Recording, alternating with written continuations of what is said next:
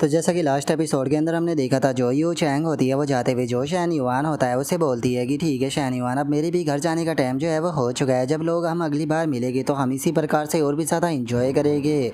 और अब you Chang की इस बात को सुनने के बाद में जो शैन युआन होता है वो काफ़ी ज़्यादा हैरान हो जाता है। हैरान होते हुए अपने मन में सोचता है कि क्या ये इस रिलेशनशिप को आगे भी कंटिन्यू रखने वाली है। और उसके इतना बोलते कि साथ ही हम देखते हैं कि शैन युआन जो होता है वो कुछ चैट्स को पढ़ रहा होता है, जिसमें कि लिखा होता है कि क्या जो इंटरनेशनल ट्रेड मेजर और ड्राइवर है उनमें से किसी के पास भी जी क्लास की कार नहीं है। सच बताओ तो जो जी क्लास है वो अपने आप में ही एक बफलिंग जो है वो देती है, लेकिन काफ़ी दुख की बात है कि हमारे डिपार्टमेंट के अंदर में किसी के पास में भी ये कार नहीं है। और अब जो शैन युआन होता है वो उन कमेंट्स को पढ़ने लगता है और उन कमेंट्स को पढ़ते हुए बोलता है कि ये कमेंट्स के स्क्रीनशॉट है ऑनलाइन, जो कि मुझे जो फोइंग है उसने भेजे है।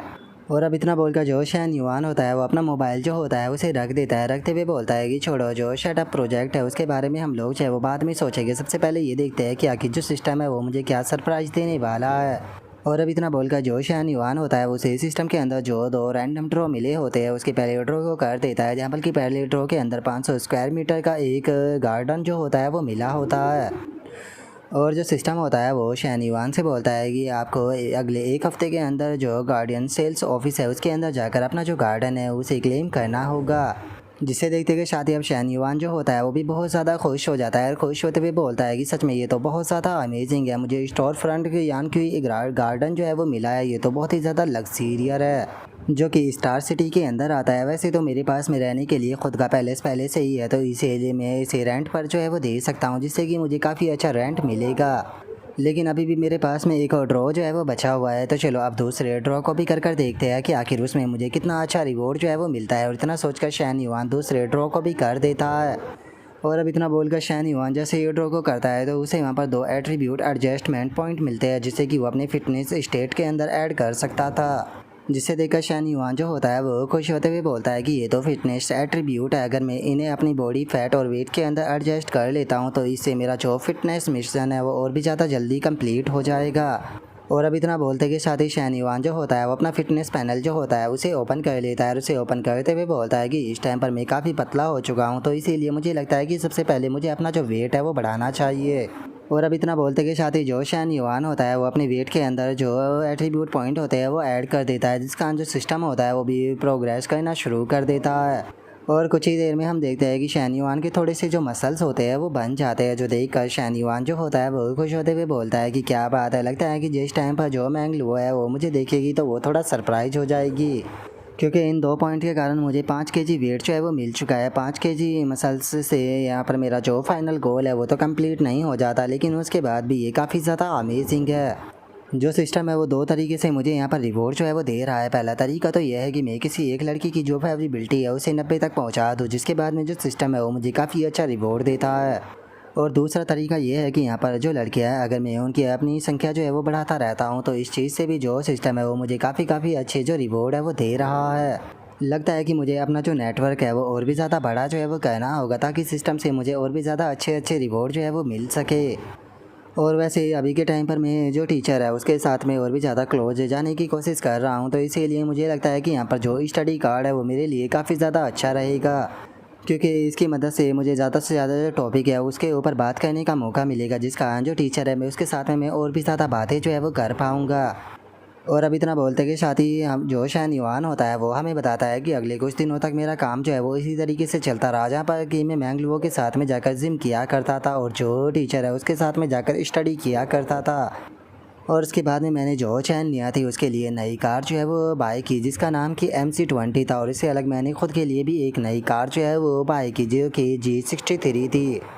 और अब उसके इतना बोलते ही हमारा व्यू जो होता है वो स्कूल के अंदर आ जाता है, जहाँ पर कि काफ़ी सारे स्टूडेंट जो होते हैं वो लाइन में लगे हुए होते हैं। और एक स्टूडेंट जो होता है वो बोलता है कि क्या तुमने सुना है कि जो इस स्टार्टअप बेस के पीछे सबसे बड़ा इन्वेस्टर है वो हमारे स्कूल का ही एक स्टूडेंट है, यहाँ तक कि उसके पास में खुद की कार है जो कि G क्लास की है। जो सुनते के साथ ही वहाँ पर खड़ी हुई जो लड़की होती है वो हैरान होते हुए बोलती है कि अगर G क्लास की कार के प्राइस की बात की जाए तो वो कम से कम 3 मिलियन की होती है। यकीन नहीं होता कि इतना अमीर बंदा जो है वो हमारे साथ में यहाँ पर पढ़ रहा है। जो सुनकर वहाँ पर खड़ी हुई एक और लड़की जो होती है वो बोलती है कि सच बताओ तो मुझे इस बात के ऊपर बिल्कुल भी यकीन नहीं है, जिस पर्सन के पास में इतना सारा पैसा है आखिर वो सेकंड ईयर के प्राइवेट कॉलेज के अंदर स्टडी क्यों करेगा। क्योंकि अगर यहाँ पर जो इस एरिया की भी बात की जाए तो यहाँ पर आपको जो कंपनी है वो भी ज़्यादा बड़ी देखने के लिए नहीं मिलेगी, यहाँ तक कि जो लोकल बिजनेस है वो भी बहुत ज़्यादा छोटे हैं।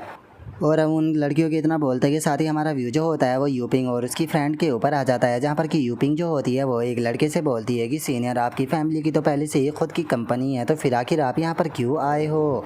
जो सुनते के साथ ही हम देखते हैं कि वहाँ पर खड़ा हुआ जो वो लड़का होता है वो यूपिंग से बोलता है कि मुझे लगता है कि हमें दूसरे लोगों से भी जो बिज़नेस है वो करना सीखना चाहिए, इस तरह से हम लोग जो है वो एक अच्छे मैनेजर जो है वो बन पाते हैं।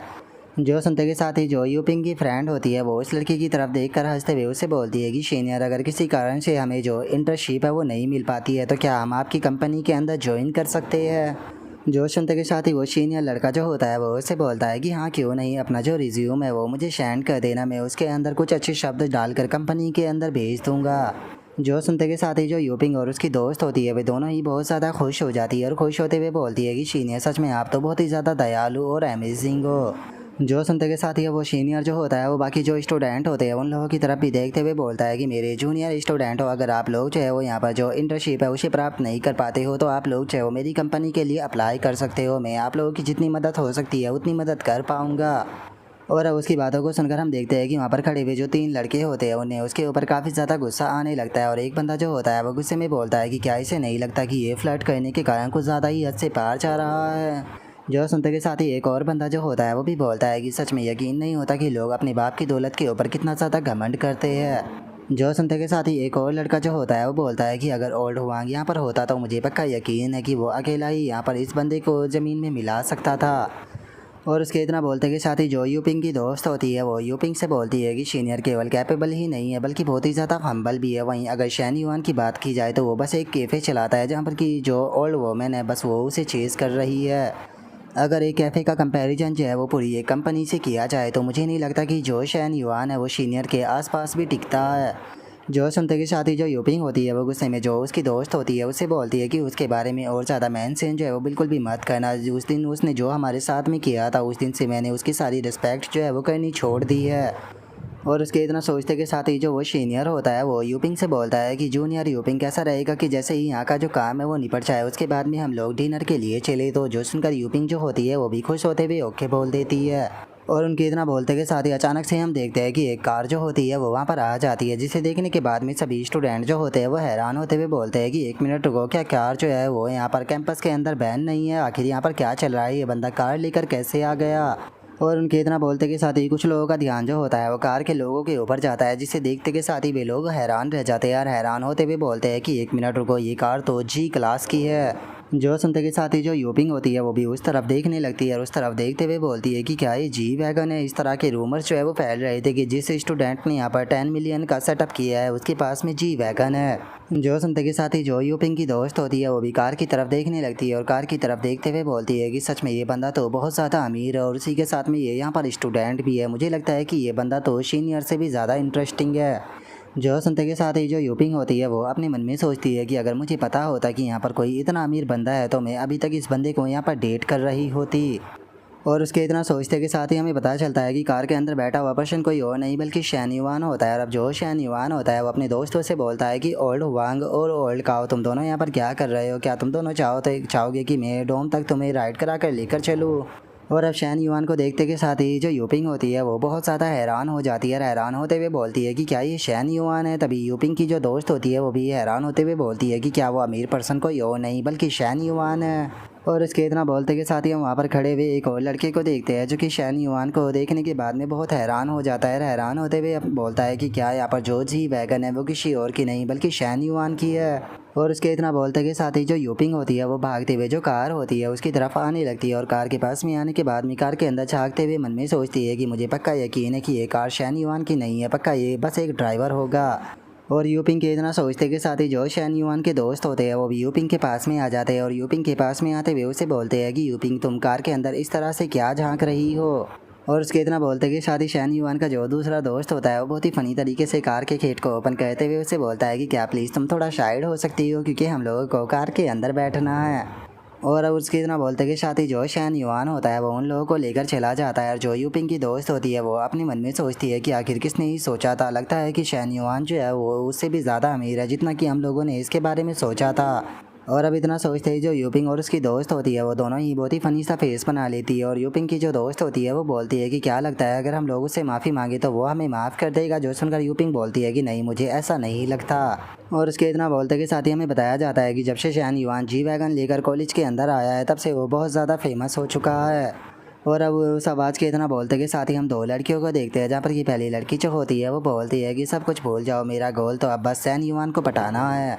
जो सुनते के साथ ही दूसरी लड़की जो होती है वो मेकअप करते हुए बोलती है कि तुमने बिल्कुल सही कहा, 60-70 साल की उम्र के जो लोग होते हैं अगर वे भी अमीर हो तो लड़कियां उनके ऊपर भी हेजिटेट नहीं करती। तो शैन युआन तो 21 साल का है और उसी के साथ में हैंडसम भी है, तो फिर हम उसे पटाने का ट्राई क्यों ना करें।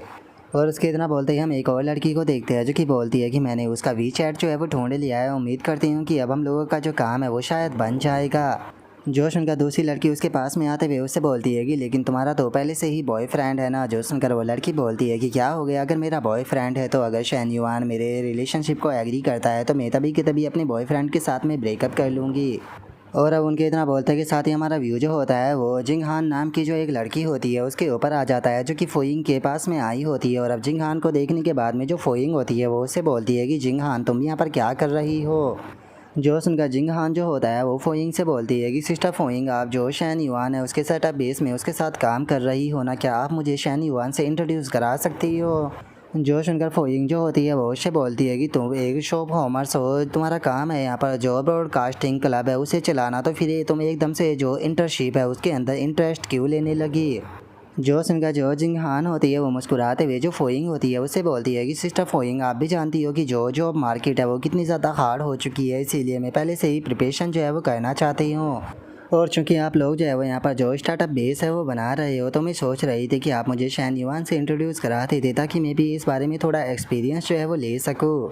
जो सुनते के साथ ही जो फोइंग होती है वो अपने मन में सोचती है कि सच में इसकी बात करने का तरीका ऐसा है कि एक बार के लिए तो मुझे भी इसकी बात के ऊपर यकीन हो गया था। अगर यहाँ पर जो जिंगहान है उसके बारे में बात की जाए तो इसे लिटिल ड्रैगन गर्ल भी कहा जाता है, क्योंकि इसके जो हाइट है वो 168 सेंटीमीटर है और इसका जो फिगर है वो भी बिल्कुल परफेक्ट है और इसके अंदर खूबसूरती के सभी फीचर भी मौजूद है और इसकी जो वाइब है वो भी बहुत ज़्यादा ग्रेट है और ये शैन युआन के लिए पूरी तरह से एक परफेक्ट मैच बैठती है। और इतना सोचते के साथ ही जो फोइंग होती है वो अचानक से बहुत ज़्यादा फ़नी सा फेस जो है वो होता है वो बना लेती है और फ़नी सा फेस बनाते हुए अपने मन में सोचती है कि एक मिनट रुको, आखिर मैं ये क्या कर रही हूँ। जिस तरह से मैं यहाँ पर सोच रही हूँ पता नहीं क्यों मुझे खुद को ही ऐसी फीलिंग आ रही है जैसे कि मैं जो शैन युआन है उसके लिए यहाँ पर कोई कंकनबाइन जो है वो उसे सेलेक्ट कर रही हूँ।